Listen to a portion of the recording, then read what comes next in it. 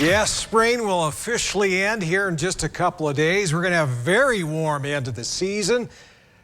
You wait till you see the forecast. In fact, we'll talk about that right now for the last day of spring, which will be Thursday. Hot 90s for highs. In fact, some of us, it will be so warm for the last day of spring, we'll actually set record temperatures. That's how toasty it will be. Now, for the first day of summer on Friday, we're going to cool off a bit, and then by this weekend, a whopping 30 degrees cooler than what we're expecting on Thursday. So yeah, first weekend of summer seem more like the first weekend of spring out there. Until then, high pressure in control. This high will slide eastward over northern Arizona and southern Utah, and will be on the warmest side of that high pressure on Thursday. That's why it's expected to be even hotter as we wrap up the season.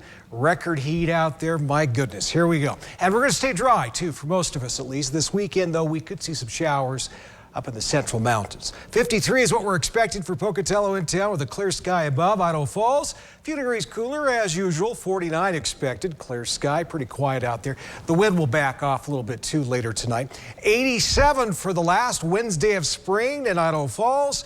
So that's slightly warmer than it was today. Back to where we were yesterday. Same thing for Pocatello, up to 88 degrees. And that's above average for this time of year. It's been a warm one for the last few weeks of spring. Your Wednesday high temperature map. We got almost 90 for high Malad City tomorrow. Montpelier at 81, so that warmer than usual for them. The comfortable 70s along the Idaho-Wyoming border. Island Park, a comfortable, beautiful 77 degrees. Lots of sunshine, no showers, no thunderstorms, just a perfect day out there. Stanley at 80, and hot one over in the Magic Valley, especially over at Twin Falls. I have 93 for an afternoon high. And if you think that's hot, Boise will top out at 94, and even hotter in Salt Lake City.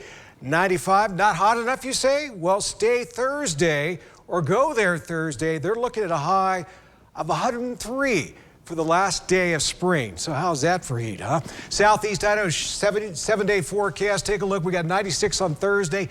That won't break the record, but that's still plenty warm. First day of summer, we're looking at 88, and the first weekend of summer, what a drop in the temperature department. Highs in the mid-60s, a windy one for your Saturday. We will stay dry, though, with this cool down. Rexburg, a couple of bad hair days back-to-back. First day of summer, and then first Saturday of summer, too, will be quite windy as temperatures continue to drop.